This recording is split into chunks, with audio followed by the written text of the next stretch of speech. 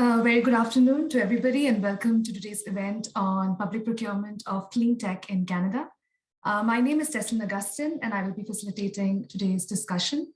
I'm a research associate at the Smart Prosperity Institute and was the lead author of our recently released report called Buying Better, Leveraging Federal Procurement to Drive Demand for Canadian Cleantech. Thanks to the Ivy Foundation for supporting our work and thanks to everyone joining us today. I would like to begin by acknowledging the Indigenous peoples of all the lands that we are on today.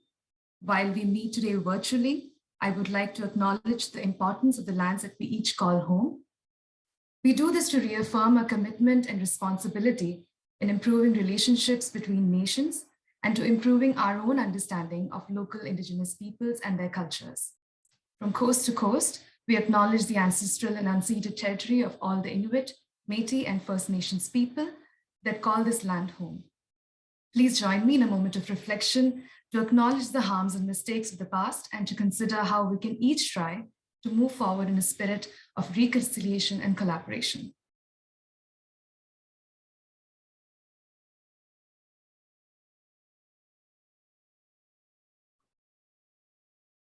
Thank you, everyone. So today we will talk about public procurement of Cleantech in Canada and discuss some of the key barriers inhibiting cleantech procurement, as well as ideate potential solutions. We will start off with some opening remarks from Micah Althaus, Executive Director, Ontario Clean Technology Industry Association and the Canada Cleantech Alliance. Afterwards, we'll hear from Harshini Ramesh, who is the author of SPI's recently released report on federal procurement of cleantech. Later on, we will be joined by Jacob Malthaus, Vice President Commercialization at Foresight Cleantech Accelerator, and Karen Hamburg, Chair, Clean Technology Economic Strategy Table, for what promises to be a very insightful, interesting, and free-flowing discussion on the barriers inhibiting cleantech procurement in Canada and potential policy solutions. As a matter of housekeeping, during the course of this event, if you have any questions, please use the Q&A box at the bottom of your screen to post your questions. So I will now pass on the figurative mic to Micah Althaus, who is the Executive Director of the Ontario Clean Technology Industry Association and the Canada Cleantech Alliance. In this double role, she advocates for Canada's cleantech companies to address the sector's key challenges, including access to capital, markets, and customers. Micah, my sincere thanks for joining us today. Thank you, Tesslyn, and thanks actually to the entire Smart Prosperity team for setting up this webinar and more importantly, for doing the research on this important topic. Before I start explain why is that an important topic, public procurement for the cleantech sector, I'd like to give a little bit of context on the economic opportunity here. So as many of you know, the global market for cleantech is currently valued at over $5.8 trillion and is projected to grow by 3% each year. And so that means Canada's cleantech sector has huge potential to increase Canada's export revenues. And of course, that comes with the creation of high quality, well-paying jobs and with shaping a prosperous and resilient economy. Why resilient? Well, cleantech is of course instrumental for Canada to meet its GHG emission reduction targets and to mitigate and adapt to climate change, of course. And so what has this to do with public procurement and why is it so important? So to understand the importance of public procurement for Canadian cleantech companies, one has to understand the challenges Canadian cleantech companies are facing. And these can be roughly summarized as access to capital, customers, and markets. And these are, of course, interrelated and interdependent. And the main one, first one, is access to capital, which is difficult for most Canadian cleantech companies. And this has to do with the need for bigger funding envelopes and longer development cycles, which hits, of course, risk aversity on the investor side for initial capital investments, but even more so for scale-up investments. And this is exactly where public procurement comes into play and plays a crucial role. The research paper says the federal government is the single largest buyer of goods and services in the country and explains that. And so that means the federal government has very strong purchasing power. And with that strong purchasing power, it can be that first customer that provides credibility and validation to a product. And of course, in return, de-risks future investments. It can also accelerate, of course, the adoption domestically, but also in export markets. And then public procurement can also scale up demand and drive down cost in return. So it is a big factor and an important instrument in supporting clean tech companies scale and commercialize, become successful, and to overcome the valley of death, as it is often referred to, between the initial capital investment and the commercialization stage. And yeah, I'm looking very much forward to hearing more about how public procurement can be better leveraged to tap into the full potential of the clean tech sector and to help the sector contribute to a prosperous, resilient economy. Thank you so much. Thank you so much, Micah, and for highlighting the very important role, both economic and environmental role that clean tech plays, and talking about the role federal procurement can do in supporting this. So in fact, for the last 3 decades, we've been talking about the need to reform government procurement and use it as a strategic tool to advance Canada's environmental goals. And still 30 years later, procurement of clean technologies and other green goods and services, in fact, remains a challenge. So now I want to invite my colleague, Harshini Ramesh, who is a research associate at the Smart Prosperity Institute and has been deeply involved in research on why clean tech companies, on why procurement of clean tech continues to be a challenge, and what are some of the specific barriers facing procurement of clean tech in Canada. Harshini, the floor is yours. Thanks so much, Teslin. If possible, I'm just waiting for the slides to sort of load up on Zoom. But over the next few minutes, what I'm going to be doing is just walking through our approach of how we've understood the Federal Clean Tech Procurement Challenge and some of the key takeaways from our research report. Next slide, please. So I think Micah has done a really, really phenomenal job in connecting the dots between procurement and clean tech. And some of the points that I just wanted to reiterate and build on is the absolute need for us to be connecting procurement and clean tech, because we're going to need a major acceleration in clean innovation and clean tech deployment, because that will be critical in providing Canada with the goods and services required to meet those emissions reductions targets.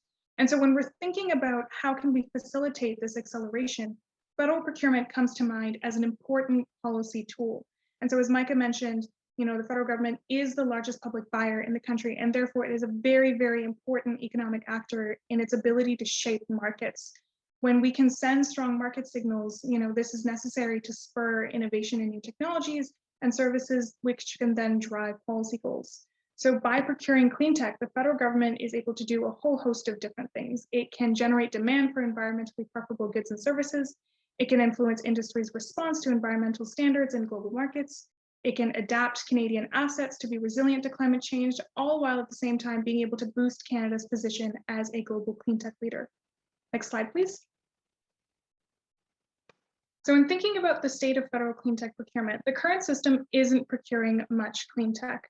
In 2016, it was found that the federal spending on clean tech procurement was 3.74% of total government spending. This was actually deemed insufficient by Canada's economic strategy tables in 2017, which recommended that clean tech procurement be increased from 3.74% to 5% by 2025, since it's a very promising sector for the Canadian economy. This challenge is definitely felt by companies as well. A survey of 259 high-growth clean tech startups actually found that federal procurement, or federal clean tech procurement specifically, accounts for only 3.6% of companies' annual revenues over an 11-year period. Strides have certainly been made by the federal government to encourage clean tech procurement, For example, we have the 2017 Greening Government Strategy, which lists voluntary commitments that the government has made towards reducing emissions from government operations to net zero by 2050. There's also the fact that the government is in the process of identifying goods and services with high environmental impact, for example, like cement and IT services. While these initiatives are certainly a good start, the current federal government initiatives do not fully leverage and capture the potential of public procurement to support clean tech. Next slide, please. And so when we sat down as a research team and asked ourselves, how can we unlock this potential for public procurement, we sort of started with understanding the procurement system itself, specifically in understanding what is the point and what is the goal of the system and how has the system been set up. So when we think about the goal of the Canadian procurement system, it really is designed to acquire goods and services that achieve best value for the least money in pursuit of wider policy objectives. It is not, however, designed to drive innovation or further individual policy goals. So when we're thinking about resolving challenges and making changes to the procurement decision-making processes, there's a need to offer recommendations that encourage innovation or procurement to meet strategic goals. For example, meeting our net zero emissions targets, and work within the process that continues to advance the objective above. Next slide, please. And so if the goal is procuring for best value, how has the system actually been designed or evolved to enable this? We, within our report, actually identify a list of characteristics to better understand why the procurement system acts the way that it does. And so here we have a list of a few. For example, first off, the system is quite risk averse. Best value has created a risk averse culture and a system that incentivizes safe bets. For example, off-the-shelf products and solutions that are widely seen to work well and where economies of scale are achievable. The second characteristic is that there is a short-term outlook for the system. So a good or service that might be cheap in the short run might be the one that's deemed to offer best value for Canadians, even if it might incur higher costs down the line. The third characteristic is that it's highly process-driven. Federal processes are meant to advance fairness, openness, and transparency while obtaining best value. And to achieve this goal, procurement actually follows a series of prescriptive, well-defined, and somewhat complicated processes. This actually lends itself to a high administrative burden of a system. In a highly process-driven procurement system, procurement officers are responsible for balancing many different considerations, and that environment might not be amenable to actually providing the time and the resources to devise a bid, for example, for innovative goods and services. And finally, there is minimal interface with the industry. This disconnect between industry and procurement bodies is certainly intentional to avoid the appearance of bias in decision-making. However, it does result in many procurement officers not being up to date on new and innovative products and solutions available in the market. All of these features, it's important to note, are helpful for purchasing, but can limit the creativity and innovation needed to support high growth, high potential Canadian companies. Next slide, please. And so before I get into the challenges, I just wanted to touch on why it is we landed on clean tech procurement as a case study for advancing green and innovative procurement. We looked at federal procurement because, as mentioned before, it's the federal government is the single largest public procurer in Canada. And we look at market-ready technologies as the stage of clean tech. However, the case study really provides an interesting look into the procurement challenge because it sits at the intersection of three distinct challenges. It requires that procurement favor environmentally preferable goods and services and consider environmental performance.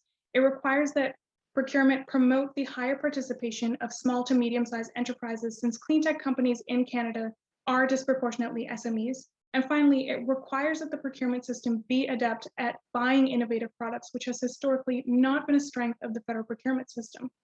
In analyzing clean tech procurement, it offers not just the opportunity to support the greater uptake of clean tech, but also a lot of lessons that are relevant for procuring innovative or environmentally preferable goods and services and procuring from SMEs.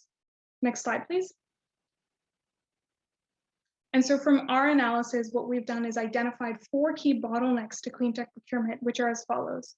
The first is clean tech companies struggle to transition from pilot stage to commercial operations. The second is that clean tech companies do not always understand government as the buyer, so they might not know about the government procurement processes or its buying needs. The third issue is that there are a lack of incentives or support for procurement officers for innovative procurement. And finally, the procurement practices themselves can discourage small and medium-sized cleantech companies from being able to participate.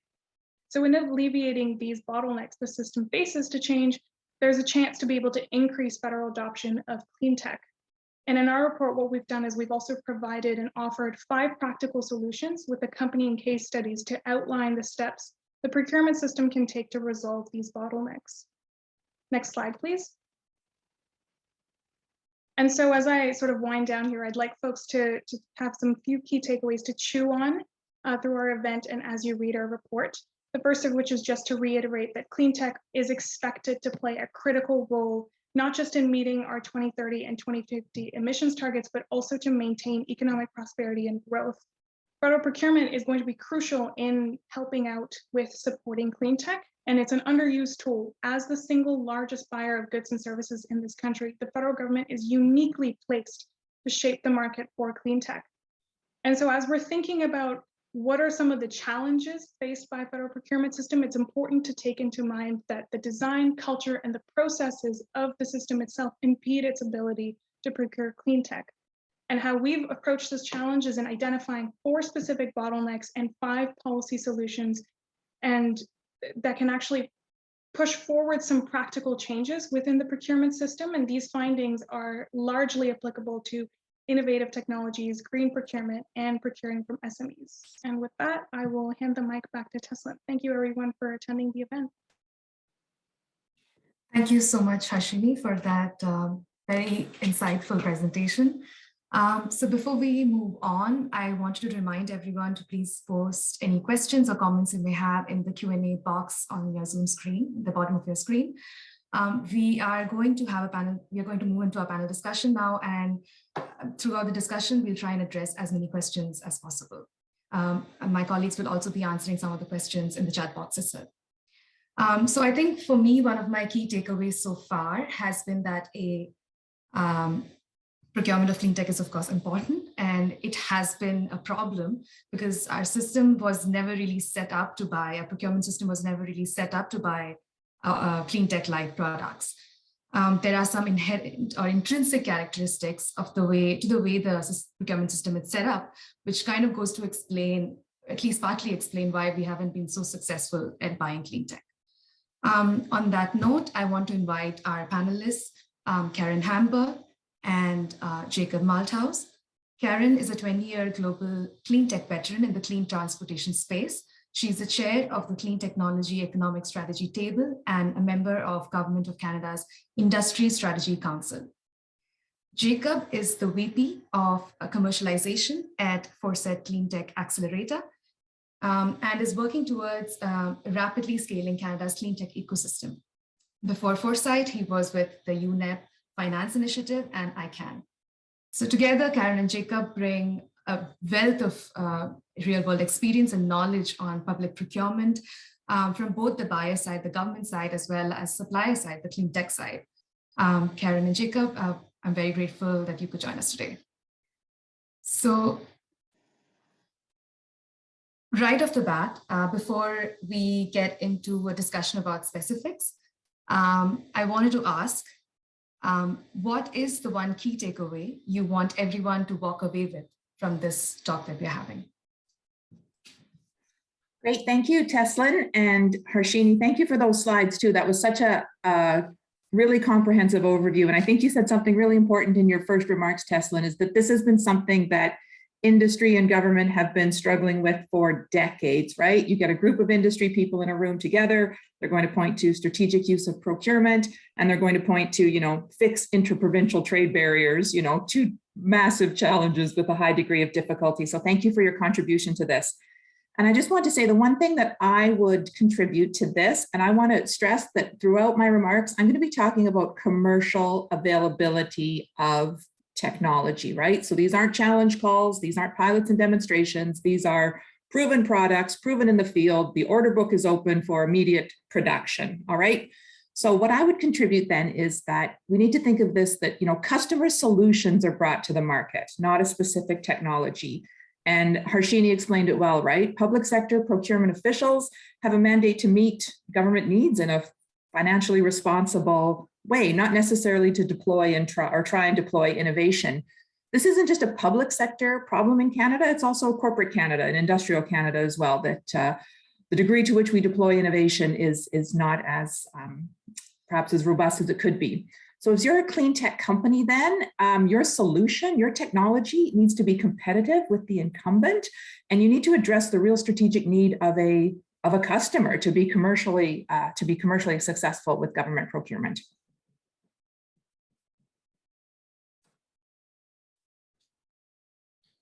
Thank you, Karen. Jacob, do you want to go next?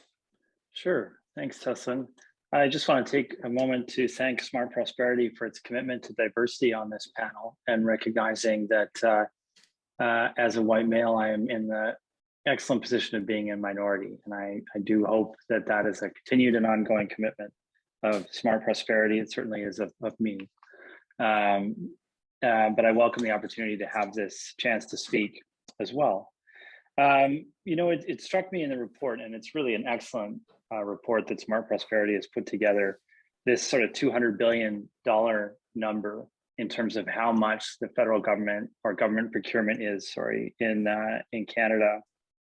And you compare that to an industry that we talk a lot about in climate change and sustainability, which is oil and gas, which makes a $100 billion commitment. And I know it's not perfectly analogous, but it does, because one is sort of bringing in export revenue and the other is spending the money. But it does speak to the size and scale of public procurement and the incredible impact that that could have on our emissions in this country.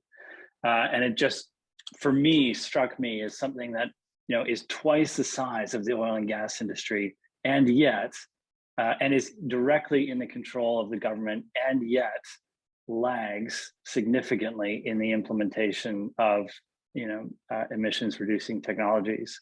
It really should be driving the agenda and not causing friction to it. And for me, it starts with this fundamental assumption of values. And I think you referenced it earlier in the discussion, Teslin, where we spoke about value for Canadians being sort of the lowest cost, cheapest product. And I do really think it's time that we move beyond that concept. We have Abacus polling coming out in November of this year during the COP, showing that 70% of Canadians want to see action on climate change. And for me, there's no clearer indication that those principles of values for Canadians, not including emissions reduction, are dangerously out of date and out of touch with Canadians. So I think this is kind of the starting point for any procurement discussion. And where we go from there is all the amazing implementation recommendations that Smart Prosperity Institute has put forward. Thank you, Jacob. So I have some follow-up questions.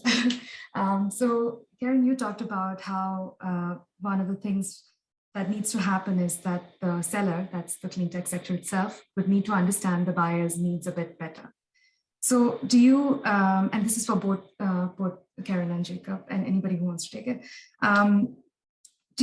what actions do you think the industry should be taking to sell more effectively to the government, and do organizations like Foresight have a role to play in that?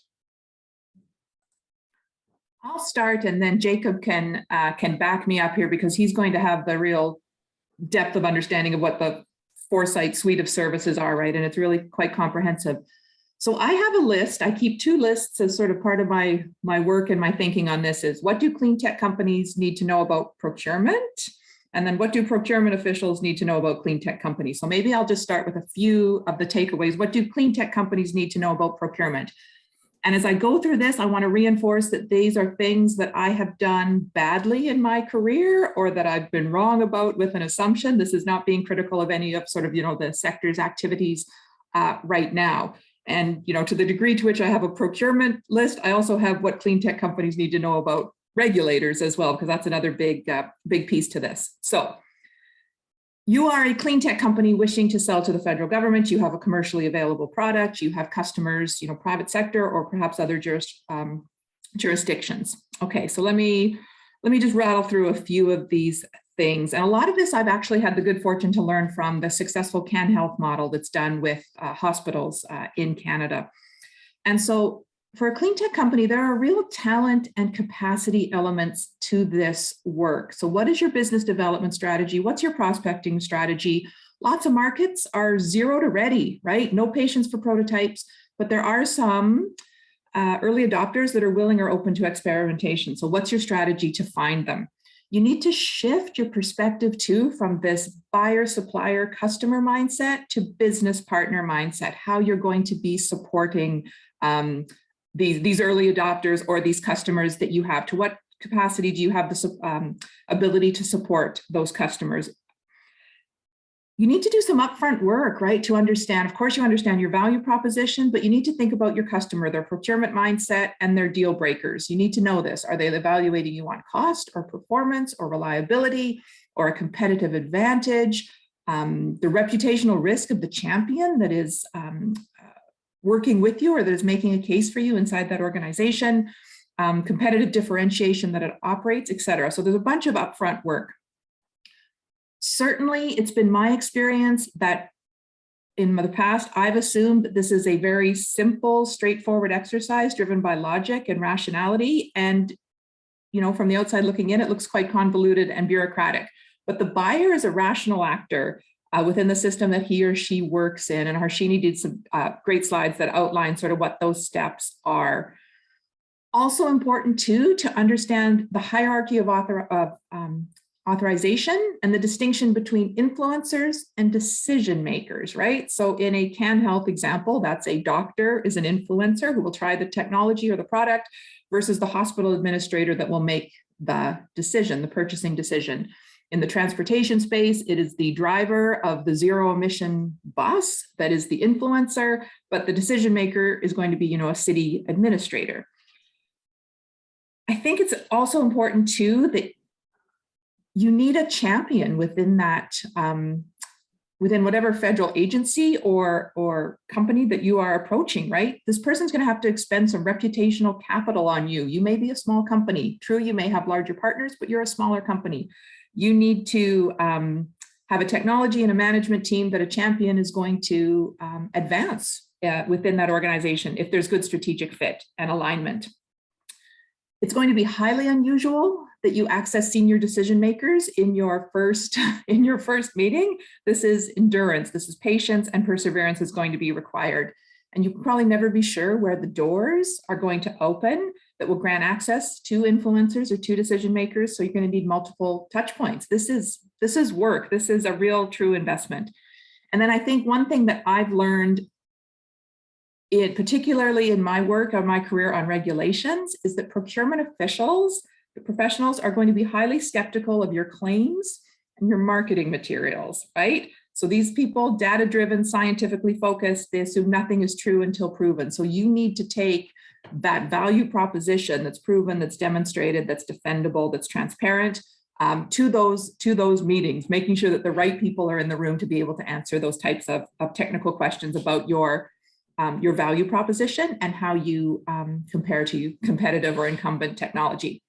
And I'll stop there. Sorry, I've rattled on, Teslin, but I've learned a lot of hard lessons on this in my career, so I thought I'd share. Thanks for sharing that, Karen.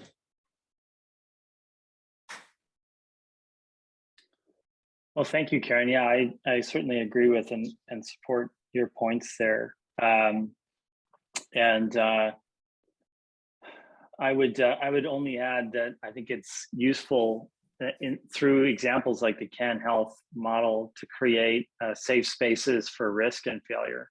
And that means a safe space for the officials that are being encouraged to take risk and a safe space for the entrepreneurs who can try out and test out their ideas and then come back and try again. And I do think that it does take a village. So groups like Foresight can provide training and interaction with our companies. I think the recommendations, particularly recommendation 4, to help the SMEs build capacity around federal procurement. This is an area where we need to see people kind of working across the procurement supply chain more effectively, right? So you could have working groups to establish the usability of RFP interfaces, how you complete forms. And I've sort of, had tears in my eyes trying to complete procurement forms in my life on multiple occasions, and just recognizing that there is a lot of friction in these systems. One of the other pieces that I think comes up a lot is you're trying to design particular pathways for procurement that may have standards or certifications around them. And if you're developing a new or innovative product with a slightly different formulation or a slightly different thing that doesn't fit within that existing, standards and certifications ecosystem, you can find yourself kind of left out in the cold. And we've spoken a lot about foresight of the need to actually, instead of disregarding or punting those groups out of the process, to actually triage them up through the process and say, oh, here's an interesting idea that doesn't fit within our current system. How do we triage this and actually get somebody, on staff to help them figure out how we can make it work? Can we, encourage them to get access to funding to achieve the certifications and standards they need? Do we have to create a special case where we can adjust those standards to move them back into the system? It's kind of just thinking about how do we handle those odd ducks and support them more directly. So that's where I think the Can Health models can actually dovetail and start to provide feedback into the regulatory process over time. Teslin, can I build on a few things that Jacob said here and maybe just give a quick high-level overview of the Can Health model? So I think Jacob said something really important, and the way that I think about it and the way that it's been explained to me is that the people on the clean tech side of things think the innovation is the solution that you're bringing, right? And from a procurement professional experience, they see the innovation exactly to what Jacob said, right? It's in how you write the RFP that, that could ensure that a small Canadian clean tech company gets the same kind of evaluation, treatment, et cetera, as one of the large incumbents, as they could actually compete with these organizations that are much, much larger. And so we tend to think that the technology is cool, it's innovative, it's going to work, it addresses a key strategic need. And the procurement people are thinking of this as the innovation is how do we write the spec so that a consortium of buyers that are like in the Can Health model can do this kind of work. And so Procurement of Cleantech then, from the procurement professional experience, they said it has to be founded in real strategic planning, address real strategic need that we have. They see this value, there's this real intangible value in working with and supporting a scaling domestic company versus these traditional incumbent players. For them, though, it's this noisy space on the technology front, right? There's lots of entrepreneurial activity, there's lots of performance claims, there's lots of things that if they certainly go everyone's way, that there's some real chance for some significant environmental benefits and economic value. And so the way I like to think about it, and the way I've explained it to procurement officials is, the clean tech companies, they may be small, but their partners, their supply chain partners, their go-to-market partners are big, right? They can be some of the biggest companies in the world, and those partners lend credibility and support. So maybe, sorry, I'm rattling on here because this is a subject that I've just spent so much time thinking on here. So the Can Health model is an association of hospitals. I wish I should have pulled up my numbers. I had the latest numbers on how many hospitals that they are supporting, how many edges across the country, how many projects that they have. But essentially what they do is that they've aggregated hospital demand. They've brought in a technology that will address the needs of something within that hospital network. One consortium partner tries it, shares the test results, and then an RFP is written so that all of the hospitals can buy it. We don't need to test at every single different hospital, right? It really coalesces the power of a buyer's group, right, of a consortium. And it's been successful because it connected enough customers to get past like one and done kind of pilots, right? This connected companies to procurement officials with this, they have a problem to solve, they have a budget to spend, which is another huge part of this. And they've reinforced this. These are not challenge calls. These are commercial procurements. This is revenue, this is sales. So the Can Health model does really offer a chance to understand how you can get some quick wins, how you can build some momentum and some support, and then building the governance and the structure for procurement on this parallel path. Thanks, Karen, Jacob, for bringing up the Can Health model. And yeah, like you said, it's really good at sort of, the Can Health sort of buyers group is very good at resolving skepticism and creating like this organic loop to update standards and requirements in an RFP.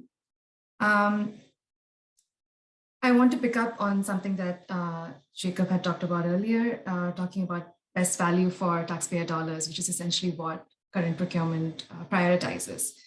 So if there is a need to move away from best value for taxpayer dollars, what frameworks should governments keep in mind when trying to modernize procurement favorable to clean tech procurement? So what principles sort of, would help support the whole ecosystem from R&D to commercial, because best value is really a principle.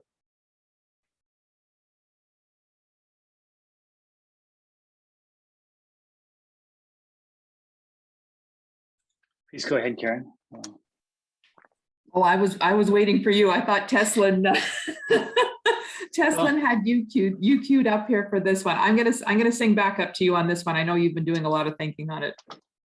Okay, well, look, it's a great point, Teslin, and I do think the importance of best value for Canadian taxpayers is something we should retain.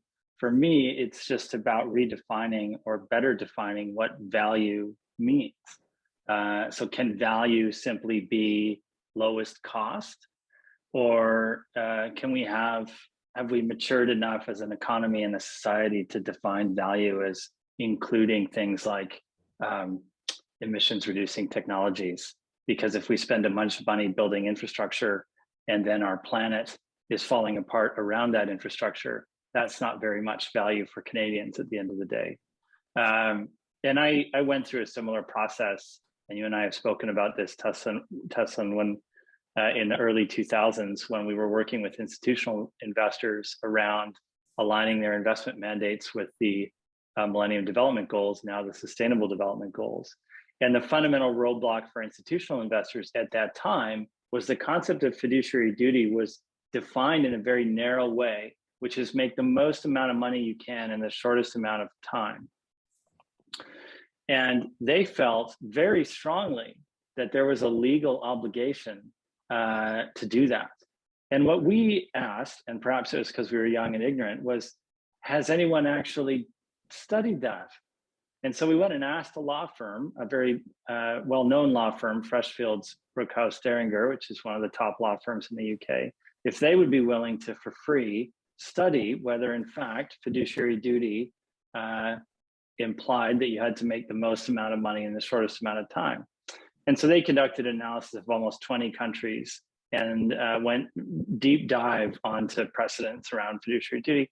Anyway, long story short, they found out that no, in fact, you were obligated to consider the broader values and goals of society and environmental sustainability in your investment decision-making. And so that paved the way for what has now since spawned an entire industry known as the ESG industry. And that report is still quite famous, known as the Freshfields report. And so it just shows that if you do this surgery on these values, that you can really fundamentally change systems. And it does take time, but it's so critical that we think about and question these assumptions on which our economies and societies operate, especially as we see the world changing around us. Karen, thanks for letting me prattle on there. Pass to you. No, my pleasure. Thank you. And you set me up in my amateurish comments in the policy realm versus the commercialization realm. You've set me up well here.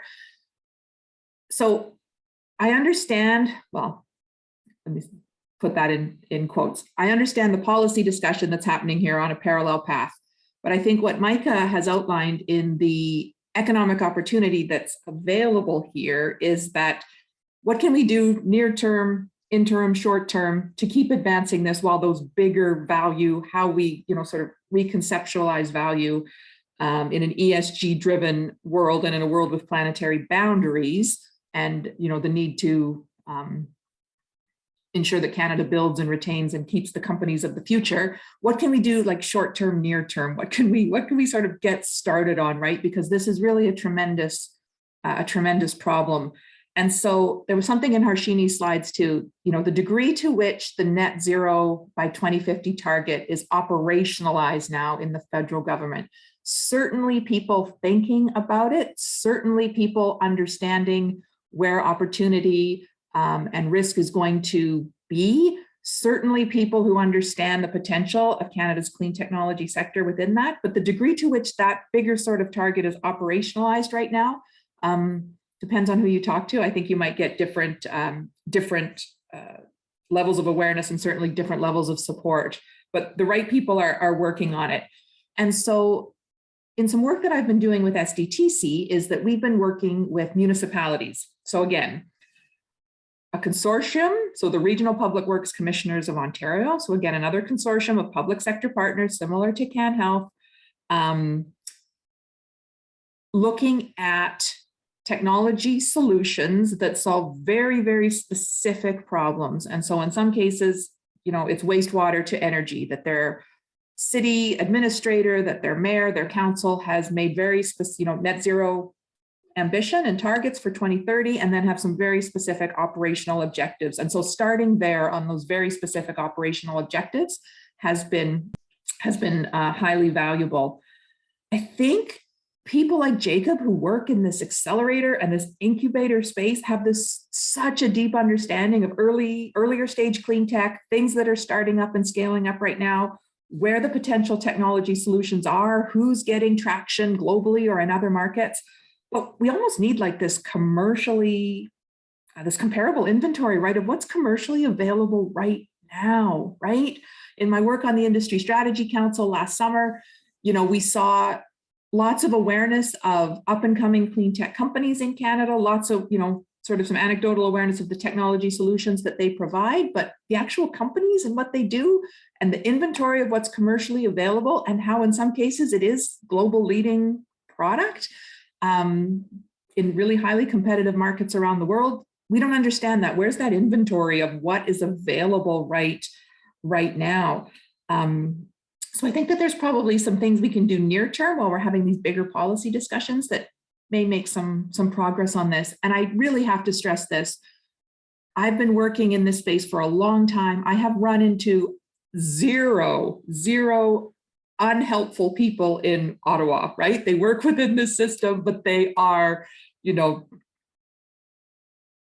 really committed to environmental goals and objectives, really committed to driving economic value and prosperity for Canadians, so committed to you know, environmental goals and objections in that. And so I don't want any of this to come off as being critical of the people that we meet when we're trying to procure, because they work within a tough system. And we're grateful for the leadership that they are showing on this. Thanks, Karen. And I'm glad you talked about this, because one of the things this is something I wanted to touch upon as well. So as you said, we are like working towards our 2030 and 2050 carbon emissions goals right now. And I think certainly the way we look at environmental impact has changed. So given from your experience, how have you seen the conversation around modernizing? And you probably touched on a few of those points already, but I just want to put it out there. How have you seen the conversation around modernizing or reforming procurement evolve over the past many years, like decades, in terms of, especially, you know, in terms of green and clean tech procurement?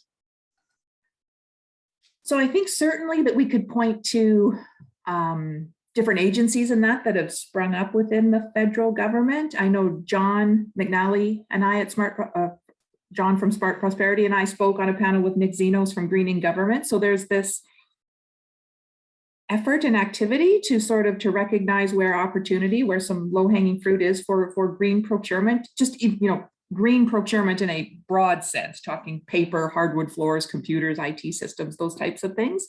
And then what's happening though is that the federal government has also been convening very specific industry initiatives as well to understand, or to start to try to understand, you know, decarbonization pathways and strategies. I think the degree to which government, certainly, corporate Canada to some degree as well, or industrial Canada. There's this fuzzy line of sight to where these cost competitive decarbonization pathways are for 2050 and the degree to which there are Canadian technology solutions available. So there's effort right now to try to connect, solution providers and customers in a bigger, more strategic way. Organizations like SDTC that are sort of at the margins of government, still a federal agency, are doing incredibly agile and creative things to support the clean technology companies in their portfolio.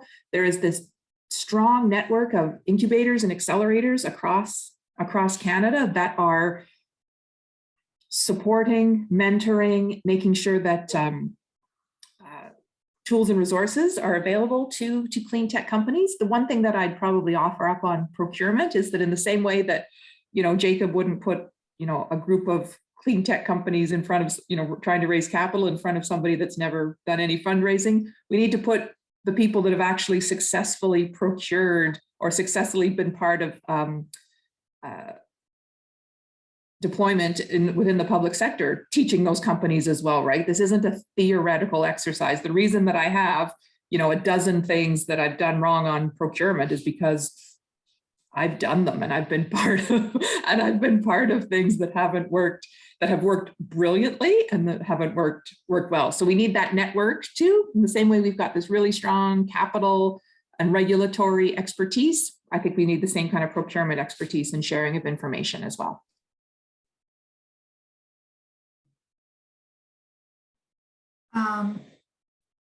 Thanks, Karen, for that. So like you said, there is a lot of effort and activity from both the government and industry side to sort of move this forward, which kind of brings me to the point about what the analogy Jacob had drawn with ESG and procurement. It's a very interesting analogy because we are now sort of becoming, ESG is becoming sort of more mainstream, and equity valuation of companies now sort of takes into account ESG considerations as well. But there is sort of a global effort to standardize accounting for ESG. Is something like that what we need for procurement as well, especially in terms of sort of carbon emissions accounting and that sort of stuff?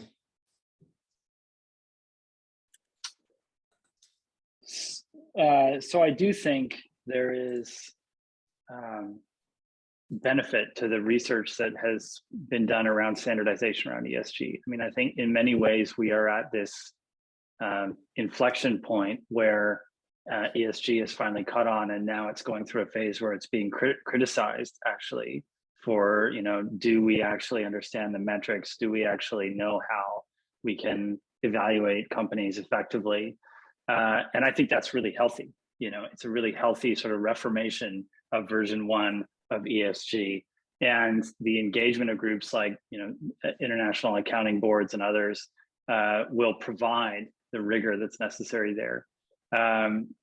So the short answer is I think yes, but it comes after the catalyst, right? So it's very hard to do that work first before you've actually started to experience it and identify the problems, right? So in the same way with ESG, we're only now, with the broad adoption of it, stress testing the areas in which we're having trouble to understand really the impact that companies are having and how that translates into their equity pricing, particularly around areas like biodiversity, for example.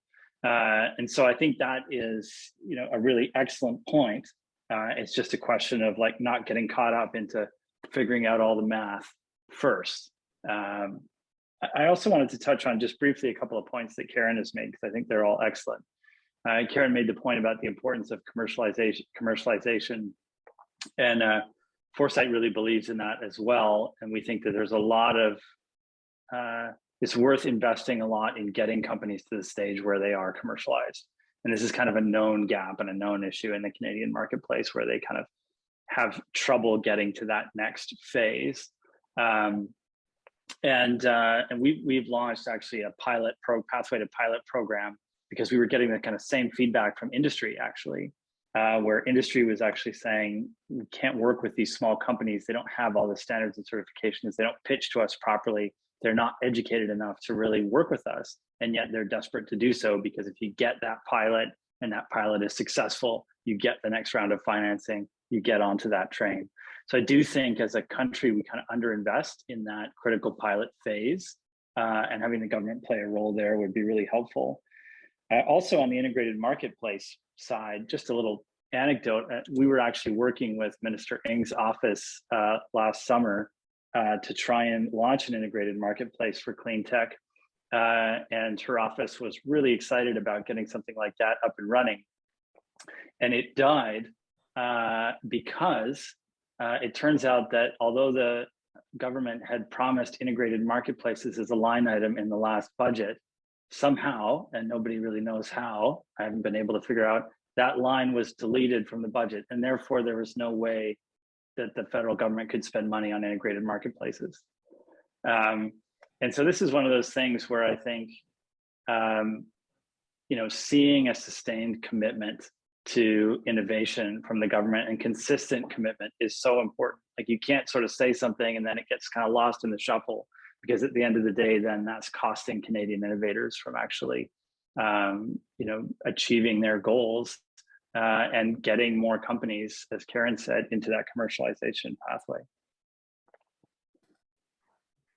I'll chime in here because the comments about ESG remind me of something great that Tom Rand always says, right? If you catch him on Bloomberg, or you catch him in one of his speaking engagements or his books, or if you just have a chance to talk to him, he's like, ESG is a risk management framework for capital markets. ESG is not a climate strategy, right? Mm. And so the companies that are saying we do ESG, we have a climate strategy,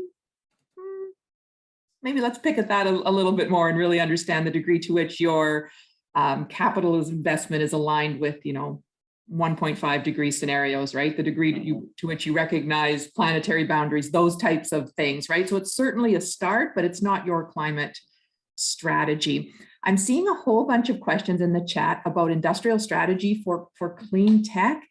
And there's certainly been effort to produce that. I know one of the criticisms in policy circles is that, industrial strategy is about picking winners and losers. Government has no track record in, successful track record in doing that, and agree, but government certainly has a role to play in choosing which sectors require focus and effort and have a strategic direction for, the companies that are going to enable Canada's economic growth and prosperity. And so that's, clean technology, that's our digital sector, that is, these agri-food, advanced manufacturing, these kinds of things where Canada is really going to be able to drive economic prosperity. And so we can't lose sight of the companies and the needs that they have in as part of all of this, right? We say we've got our net zero by 2050 target.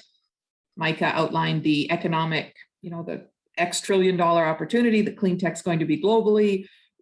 We will celebrate the companies that get on, the global clean tech list, right? And a lot of those have turned into very successful commercial companies. Others of those are still scaling.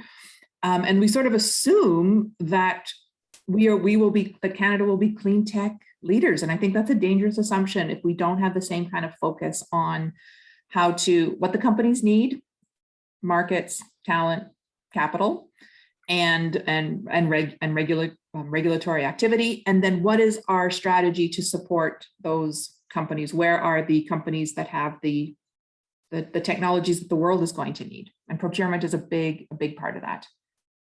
And maybe one more thing too, because this did come up in the context of our work on Industry Strategy Council, is what's commercially available right now we need for 2030, right? And we tend to talk about the big bets that we're making to get us to 2050, right? So Canada made big bets in transportation, clean transportation, in some waste management initiatives, in energy storage, and that in 15 years or so ago. SDTC and other innovation funders have this long investment history, a successful history. And so then it's those, we need to deploy what's commercially available now, right? Like now, like what is available now to even have a chance of hitting those targets, and government procurement is going to need to be part of it. And we're seeing success, right? There are leading municipalities, there are leading provinces, there are leading agencies within the federal government that are pushing this. And so I guess I'm just trying to think on the ways to find those openings an opportunity, because if you get really bogged down in the big policy questions, you just might think, oh, this will never happen, even though you're an optimist, right? This is a big system that needs to shift perspective, and it certainly can happen. Yeah, thanks for that, Karen. I think this is sort of a very important discussion, right? And there is a lot of discussion about what are some of the safe bet technologies that we can sort of straight away go ahead and procure, like EVs, or what are some of the more wild cards. And I think other organizations have done reports on that. So that's, this is sort of a very important thing to think about. I think we are sort of, I have to like really prioritize now which question to ask you, because I have a lot in my mind. So I think one thing that is very clear to me from this discussion is that procurement is sort of a multi-dimensional and a very complex problem. And the solution to that is also quite multi-layered. I don't want to be fatalistic, but do you think we have a realistic chance of addressing or changing these systems level challenges we face with procurement? And if you have any thoughts about where or how we might start.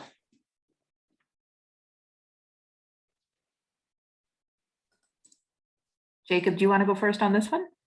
Sure, Karen. I will try and keep it brief. And thank you very much. Thanks for this wonderful discussion. I'm a big believer in coalitions because that's what I've been doing most of my career, and I've seen it be really effective in the institutional investment community, around ESG investing, in the internet community, around maintaining a single interoperable internet, and now in the clean tech community. I always point to the Sustainable Purchasing Leadership Council. It's not just because a friend of mine worked on it, but because it has become really effective in the US as a place for large buyers to come together and discuss these problems. And what I like about it is that it is diverse. So it includes state, municipal, state and municipal purchasers, but it also includes large companies. Anyone who does complex procurement and buying of things has got together and sort of started to talk about norms and how they deal with things like, is this really green or not? And how do I deal with somebody who has a complex product that doesn't fit into my box? And so it's another way of kind of sharing risk, right? Like the integrated marketplace does part of that work as well. And I do think it brings people together in a really useful way. But you can build on that to actually experiment on the policy side as well and create sort of a policy lab for people to kind of innovate more freely and openly with their peers. And when they do that, they feel less isolated, they feel more supported as a group. And I think that's just so important. So I'd love to see that kind of coalition building. I think it's also important, and it's identified in your report as well, that industry associations and coalitions of clean tech companies are working together more efficiently to kind of solve and address these problems of how can we actually proactively get and meet these different government standards. Because as Karen said, these are committed public officials that really care about this stuff a lot, most of the time. And so we can't just put all the onus on them to solve all these problems. It is our responsibility as innovators to meet their standards and the standards they safeguard for the public. Over to you, Karen. Yep, and I'll build on that with your word consortium, and I will add the word capacity. And I think that's what you were getting, at, right? It's on the clean tech side, totally. It's on the procurement side, it's on the policy and the regulatory side, right? That there's a responsibility on all of the actors in the system then to build capacity so that the clean tech solution providers can sell at scale, right? This is about sales and revenue and economic growth and environmental benefits, that the procurement authorities need to, educate other actors on how systems work, where improvements could be in the system. It's an opportunity to inform and educate. It's not an arbitrary system that they'd be going into. And then we just need more, this integrated marketplace, whether it's public sector or private sector, we need more players in this space willing to be a first adopter, willing to work with these entrepreneurs to sort of market truth these technologies, to give them that operational experience that's going to enable to let them export to the world. So I'm optimistic. I don't think it's a yes, no answer. I think it's, degrees. We're going to see success year over year. And I'm thankful for your contribution on this report, right? I remember when we talked back, a few months ago, I just thought, wow, these guys are taking on a really, really tough challenge. So well done and congratulations. Thank you, Karen. I think that's a great place to end this discussion. I think at a minimum, we can agree there is a problem, but there are many ways to solve it. And conversations like these are sort of essential to advance our thinking on this, particularly given the many positive externalities clean tech brings, like economic and environmental. I'll quickly wrap up by thanking everyone for joining us today, and our panelists, Karen and Jacob. Many thanks to Micah for giving her opening remarks and Harshini for her presentation. I would like to, the link to the report is shared in the chat box, so please feel free to take a look. There is another link to a short survey on giving us feedback on how you thought the event went and any additional questions you might have. I want to let you know that SPI has another event on February 10th, which will explore the complexity of how we value nature. The link for that is in the chat as well. A recording of this event will be available on SPI's YouTube channel if anybody wants to take a look at it. Many thanks for joining us. Have a great rest of the day, and thank you.